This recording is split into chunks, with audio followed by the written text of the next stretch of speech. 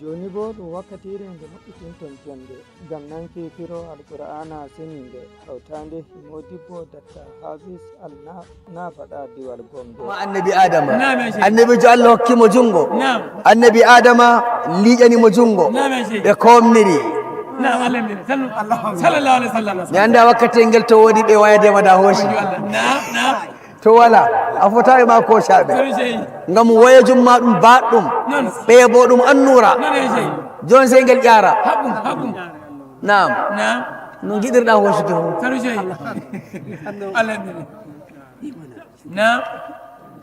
ngamma na ɗum hunde kayefaji Allah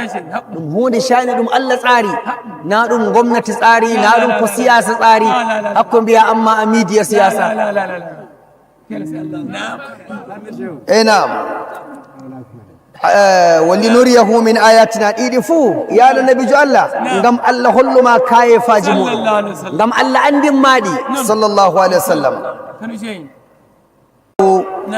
أي مثالي إنه هنكو النبي جو واتو سميع هنكو الله السميع أي مدننا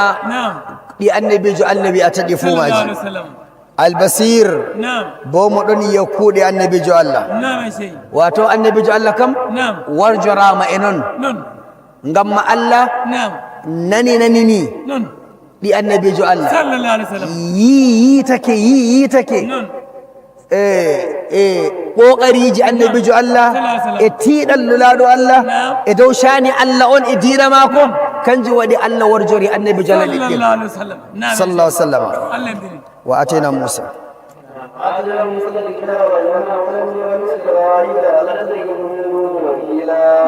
نعم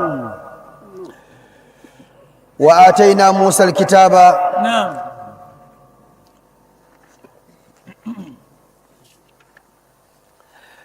وآتينا موسى الكتاب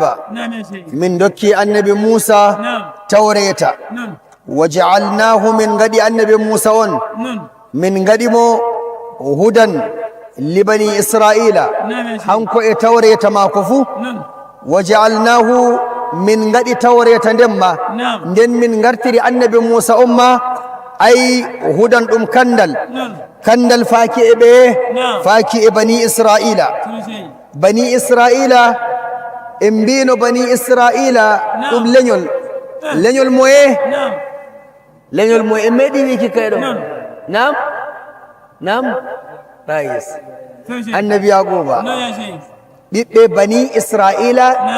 إسرائيل أنتم النبي يعقوب ويتي إسرائيل بني إسرائيل النبي إسرائيل إسرائيل أنتم إندي النبي يعقوب أواهم بيا النبي إسرائيل واتو النبي يعقوب غندودا أواهم بيا بني إسرائيل النبي يعقوب نعم ألا تتخذوا من دوني وكيلا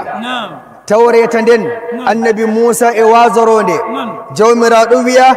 ألا تتخذوا تونججتي من دوني كلوتيا من الله الله أنوي أتنندر توريتا موسى يوتنا وكيلا تونغرتري غطو موندوتون سنا الله منجوبتن تون في مولن سنا الله ذرية من حملنا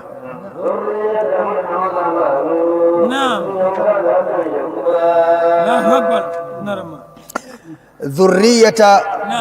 من حملنا مع نوح النبي موسى أماتور ماكو بني إسرائيل بفوما بتوبين جتا فودم ذرية النبي نوح واتودم ذرية جماعة النبي نوح نكي ودندر جره مودum nokki waɗi nder gerehi muɗum ɗum zurriya maɓɓe andon onon on zurriya juulɓe tokkiɓe annabi nuhu nuɗɗinɓe annabi nuhu onon bo on zurriya maɓɓe mamaji en mon e babaji en mon e kakaji en mon kamɓe nasti nder gerehi annabi nuhu ngam ɓe nuɗɗinmo to ɓe nuɗɗinayno mo da ɓe nastata gerehi to ngam majum ko waɗi mamaji en mon e babaji en mon e kakaji en mon nuɗɗini annabu en onon bo lutoton annabi Musa tinda mamaji en mon ɓe nuɗɗinɓe annabu en ko waɗi on tokkata ko laabi mamaji en mon man hamalna ma'anu ɓe min mamaji en mon e kakaji mon kamɓe min gaɗi nder guere he annabi nuhu amma to har annabi nuhu ƴamoton min innahu no hanko kana mo laatiɗo abdan jeyaɗo amin shakuran gettowo min bo mo ɗum yettata gikku muɗum nam wa qadayna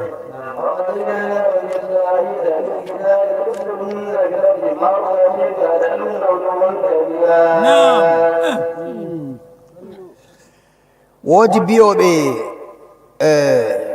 isra'u nder koyɗol annabijo Allah yara ka qur'ana fewni ka hadiseji shahiɗi fewni ɗum aywa qur'ana no fewniri e dow annabijo Allah yarama nder koyɗol nde annabijo Allah warti isra'u balte emo jooɗi wuttude suudu kaaba sey Abu Jahal ƴamata mo nane maɓɓe mbiyatamo rasulullah ɓe mbiyatamo goɗɗo Muhammadu ɓe noddirtamo Muhammadu hande bo wonna kesa ka mbiyatamin o woodi to ɗum kaye mo imi yarama baytel megaddasi nde bo mo wi keña jemma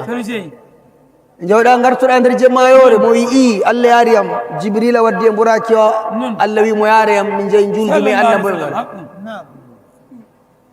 a faami yimɓe makka ɓe ñaari kat heferɓe ɓen ɓe tawi fewnuki annabijo Allah to nanema ummu hani mo won ummu hani goggolulaɗo Allah dewerɗo baba mako mo wiyata ya rasulallah ta innan quraishin ko en haala yaadu maɗa keña jemma wallahi ɓe fewnete annabijo wi wallahi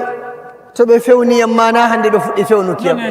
min bo ka mbiyayno fuu ɗum ko laati mbiyaymi ɓe to noon bo waɗi to laatake annabijo wiino ɓe e nder koyɗol yarade ɓe fewnatamo koyɗol kama wawa jaaha e giɗɗa fo nana goɗɗo e hoyɗama maayi har uwama mi annatema nde ummi kam fuɗɗirata tema walude suudu ɗum to ummake tema wattita suudu eywa goɗɗo bo ɗon hoyɗa dargal waɗi har koyɗol yaari ɗum dargal ɗiɗi fuu woodi to amma tinde nder koyɗol ay en fewnatamo koyɗol wawi waddanma hunde ɗum koyɗol to amma annabijo nde wi yarama da tomo wino ɓe e koyɗol ɗum yariyam da ɓe fewnatamo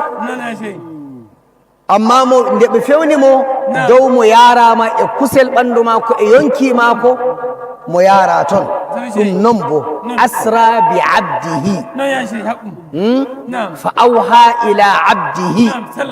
ko wona noon ma awhe to ngam majum wa qadayna mbiɗa wa qadayna ila bani israila fi lkitabi latufsidunna fi l ardi marratayni wala ta'alunna uluwan kabiran ko wiyete wa qadayna ay min andini on onon ɓiɓɓe annabi yaquba innirteɓe bani israila ay min innaniɓe bo ta laawol wahyu komin jippinani annabi Musa e nder tawreta e dow ɗume min mbiɓe la tufsidunna fi l ardi marratayni andi ko woni la tufsidunna fi l ardi marratayni la tufsidunna on bonnitay leddi ndiɗo nde ɗiɗi ni Allah wiɓe onon ɓeeni sey on bonniti leddi ndi nde ɗiɗi wonni tan nde iri nde harnana dama bani israila yahudanko en daga wakkati e ngel leddi sham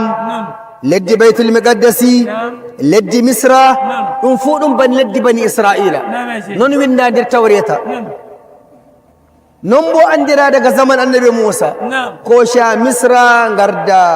leddi Sham, leddi Urdun, leddi Lubnan, leddi Suriya, ngara ɓakka ha Baitul Maqdisi, diidol Misra ngol ɗum fu majum ɗum leƴƴi Bani Israila, ɗum leddi maɓɓe. To sey jawmirawo wiyata ɓe la tufsidunna fil ardi, on bonnitata e dow leddi ndi marratayni nde ɗiɗi, ngamma on luutay ko ɗum wi'ata on e nder Tawreta. Arandewol ɓe faɗɗi annabojo goɗɗo inde maako annabi Shi'ya, ɓe mbari mo. ayi wonni tan nde arandere ɓe mbari bo ummatore maako, nanema inde maɓɓe qatlatul anbiya'i. wonni tan nde ɗiɗawre bo warki kiɓe mbari annabi Zakariya e annabi Yahya, e ƙoƙari ɗum ɓe kabdatano dow ɓe mbarayno Isa, sina Allah wi bal rafa'ahu Allahu ilayhi, Allah ƴeftimo dow. to ɗum woni misali wonni tan ɗe maɓɓe nde ɗiɗi. amma annabi Shi'ya alayhi salam mo ɓe faɗɗi, nden ɓe jeeyi ɓe tawi annabi Irmiya, hankuma inde maako, hankuma muwaziɓe mo sappiɓe Allah, mo sappiɓe diina Allah. nden ɓe ngari ɓe ngaɗi ɓe kombi mo, ɓe tumbi mo, ɓe nangi mo, ɓe maɓɓi mo. woyi ba nana seeto ɓe kolli seeɗo ɓe dokkimo ñamdude mo ñaama, ɓe anda annabo en na sey ñaami, annabo en ñaamayi nangam weelo, noon ɓe ngayi. nde ɓe maɓɓiti waɗi balɗe ɓe ngi emo foofa e yonkimako emo rewa Allah, sey ɓe mbari mo nder ɗon, hanko annabi Irmiya. to ɗum wiyete wonni tan nde arandere ɗum ɓe ngaɗi. ɓawata ɗon Allah laamiɗo sey leesni bani Israila, sey annabi jawmirawo sey jippinani ɓe weelo, gese maɓɓe ndimata, ƴawnata, dabbaji maɓɓe e geeloɗi maɓɓe e baali maɓɓe e damɗi maɓɓe e be'i maɓɓe ɗi fuuɗi shaaɗi ngele fuu e tuccini. jawle maɓɓe sey e yatira ɓaawo. to ɗum wiyete nangitande Allah nangitirta misali konniɓe diina annabo en Allah. to kanjum jawmirawo wiyata wa qadayna, ay min andini bani Israila ɓeɗo e nder misali wato wonni tan ɗe ɓe ngaɗi marratayni nde ɗiɗi, wala ta'lunna uluwan kabiran. ɓawta ɗon bo ɓawo ɓe mbari annabo en ɓe, ɓawo ɓe mbari annabo en ɓe kadi bo sey ɓe ngari ɓe mawniti e dow Allah, ɓe mawniti e dow noddoɓe dow diina Allah. kamɓe dow wala neɗɗo fuu wo'itinta ɓe ngurdam maɓɓe, ɓeɗon jiya koye maɓɓe ba ɓe ɓuri ko moye. wala ta'alunna, on mawnitoto uluwan mawnitande kabiran mawnde, fa iza jaa wa'du ulahuma.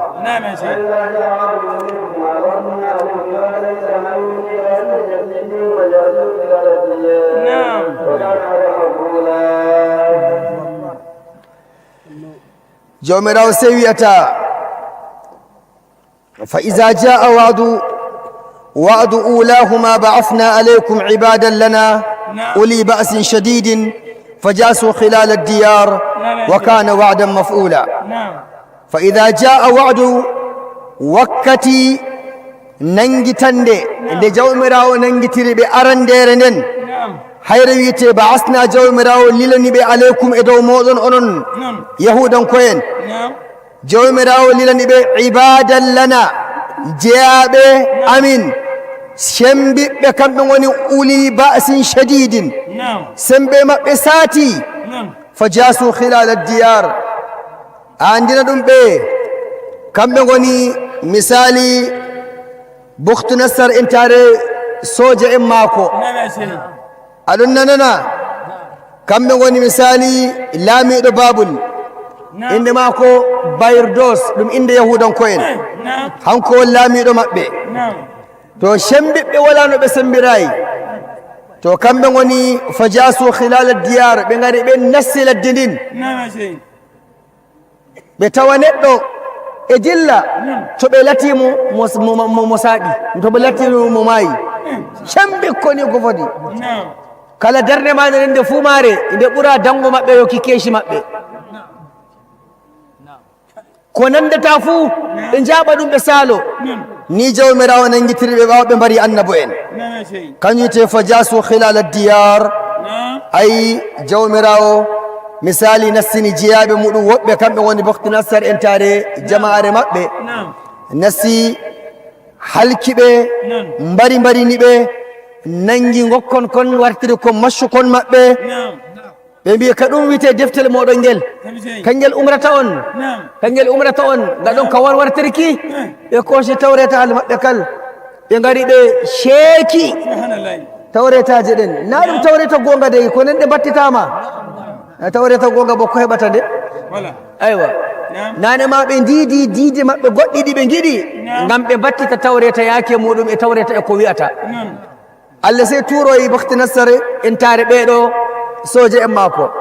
ngara koosha defton kon ɓe battiti tawreta ko on ɓe ngari ɓe sheeki kon ɓe nguli kon to ɓe nguli ɓe kooshi tokar nden ɓe gaɗi nder dajale e furat wato nder maaje ɗiɗi ɗeɗo to kañum te fo jasu hilala diyar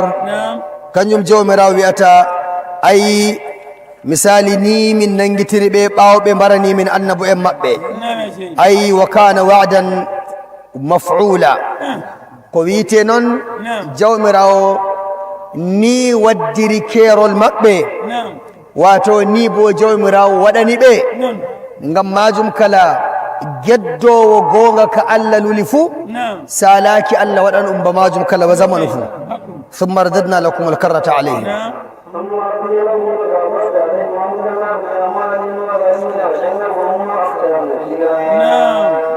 ɓaawo duuɓi temeɗɗe joyi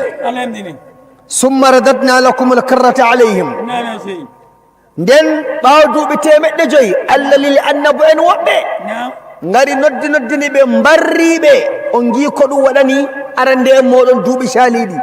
to jogi e liltan allah ngal aba ɓe ngari ɓe jogii kullum juulurde kullum ɓe tubane allah to allah yangita ɓe bano no ɗum waɗani mamaji en maɓɓe nde allah yi ɓoosare maɓɓe wa amdadnakum bi amwalin allah sey sukkitinani ɓe jawle allah sey hokki ɓe moƴƴe gese maɓɓe ndimini ɓe ƴamni ɗuɗɗum to ɓe jahay luuɓe ɓe gartira e ribaji na luuɓe ɗe ɓe ñamatama se to ɓe suuɓi na hande luuɓe ɗen ma ɗe famdani en hande kam to kanjum wiyete misali allah wi wa amdadnakum min ɓeddani on min diskini on min ɗuɗɗinani on bi amwalin jawle mon nane ɓe dañatano ma wo banina min gaɗi ka hokkuki on ɓiɓɓe on daña wa jaalnakum akthara nafira min gaɗi on ɗuɓɓe on fuu bo on jeynitiɓe on marɓe wala nder moɗon to kanjum wiyete in ahsantum li anfusikum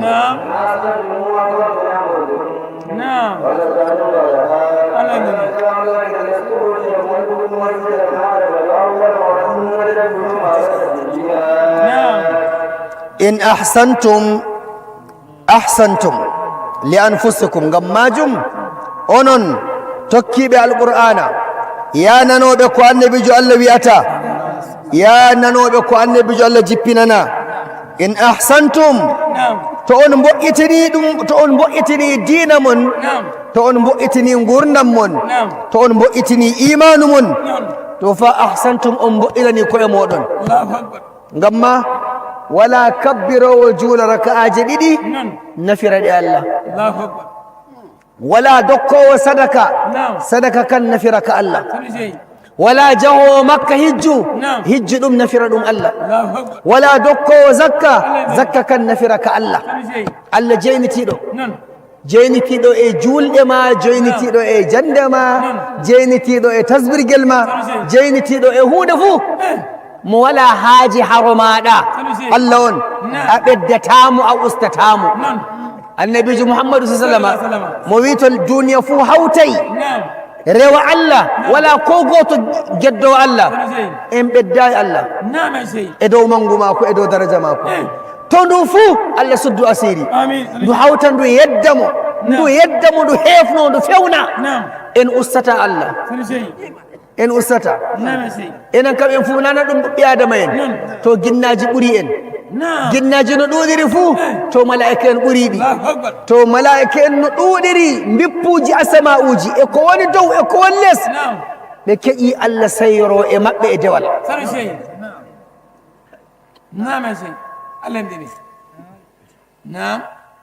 ngam suuma hen moɗon kon talatin onon nafi koye mon suumoɗon onon nafi koye mon on keeɓi mbar jaari nastirton aljanna aywa wala bo Allah ko wadata e mbar jaari moɗon onon faggani koye moɗon ɓura ko Allah darin Allah kam ne jeyniɗo min nder suuma kam to en gaɗi mbar jaari ori mbar jaari noye keɓeten 700 woɓɓe bo 70 woɓɓe bo 700 saw 700 ayi an kam gotel gaɗɗa Allah on ɗon mari ɗuɗum ayi andatama gotel ngel nagel nafa Allah mo ɓeddanima 70 min haro an won mbar jaari ɗunde mi hokkete ngam keɓa nassa aljanna ngam ta futtu nder hiite to ngam majum en ahsantum li anfusikum to on bo'itini ngam koye moɗon fewɗo fuu wonni hoore mum ñamɗo amana wonni hoore muɗum ñamɗo haram wonni hoore muɗum ño'uɗo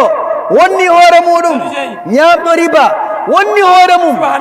haywa gaɗɗo fuu gedduɗo fuu wonni hoore muɗum wala ko usti Allah to kanjum wa in asa'tum falaha to bo wa in asa'tum to on bonniti e dow ko Allah umri on salake to ɗon ma e dow moɗon kenan to mbar jaari gaɗɗen ma enen ndi nafata to zunuba ma enen ɗum torrata ɗum wiyete fa misali wa in asa'tum falaha fa iza jaa wa'du al-akhirati liyasu'u wujuhakum وليدخلوا المسجد كما دخلوه أول مرة وليتبروا ما علوا تتبيرا أي فإذا جاء وعد الآخرة مثالي ننجتن دي الله ندمو ننجتي بيهودا كوين فطلوا بأنبو إن wato fa iza jaa wa'dul akhirati nangitan de didawre kenan nde be faddi annabi armenia to hayre den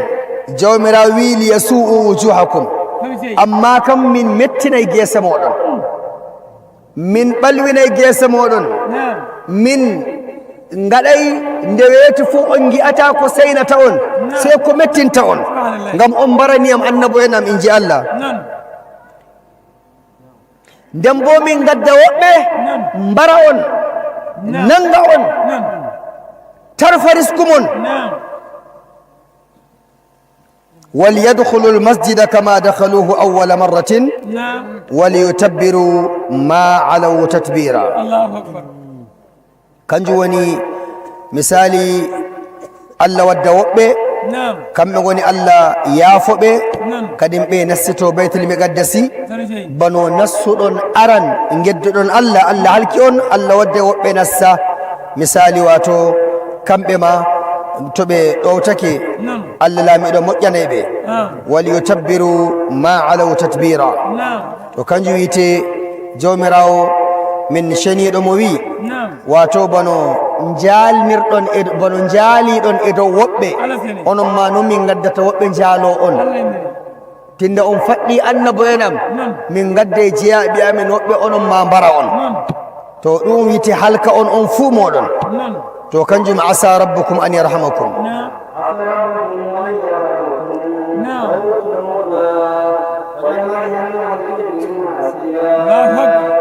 عسى ربكم أن يرحمكم أي نيم بيندر توريتا كديم باو جومراو هولي أني تو أنجيدم يارتا باوي توبون تو أن توبي بو الله أن واوي يافو تو كنجم عسى ربكم تو أن كبتي أن دو كو الله harmini on fa'i on dikkitini to rabbukum an yarhamakum jawmirawo hinno to on yaafo on wa in uttum to on fuɗɗiti bononda gokka to udna minon ma min gadde woɓɓe kadi bo mbaato on kadi bo non bo zaman annabijo Allah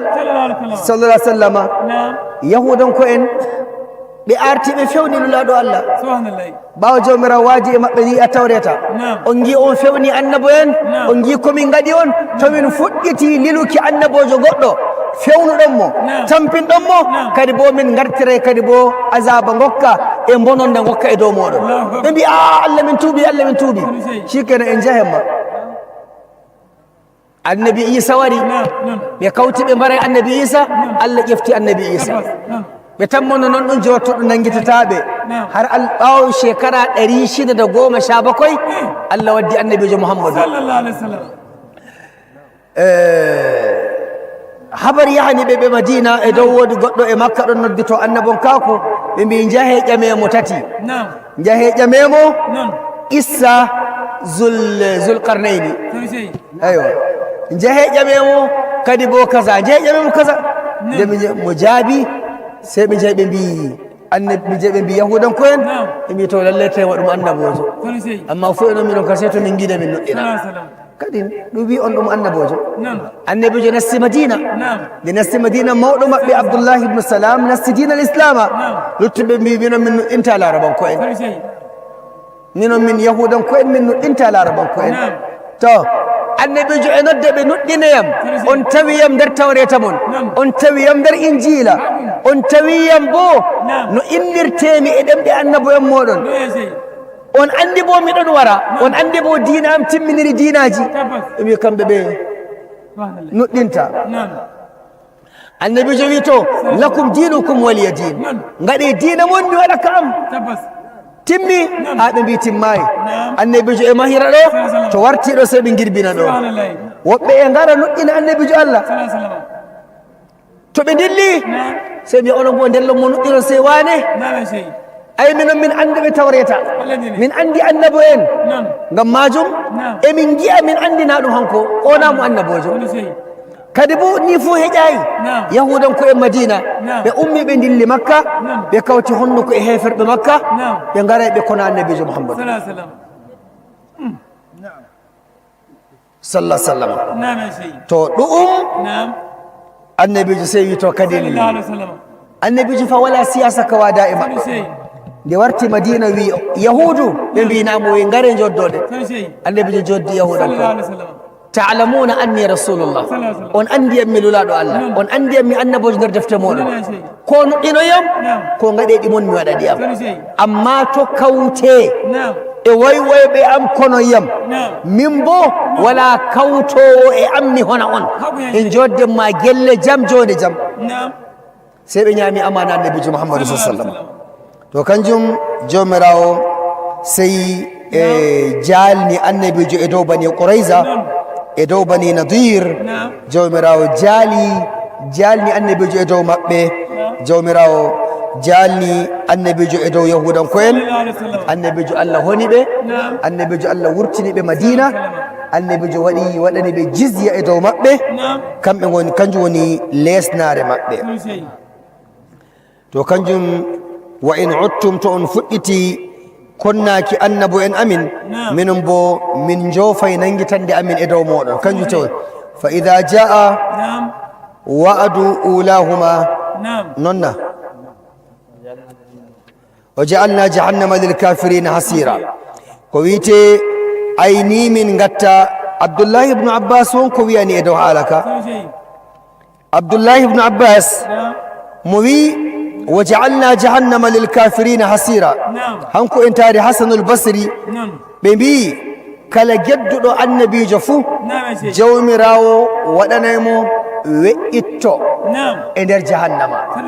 وإتو غو أدنم إلي وإتو غو دينا رم داغو حكم يامو تونغو جاري شيكينا رم بإتو غو دي هيتي ولتادي سيدي هيتي ɓeddana ɗe wuti wuti nden bo nassinnaɗo hiite ngen dow maaje jooɗoto nda azaba hiite nda wuti be itte ɗen kañum jawmirawo to nder aya gokka lahum min jahannama mihadun wa min fawqihim ghawash ni jawmirawo wiyata to Allah reenu en nam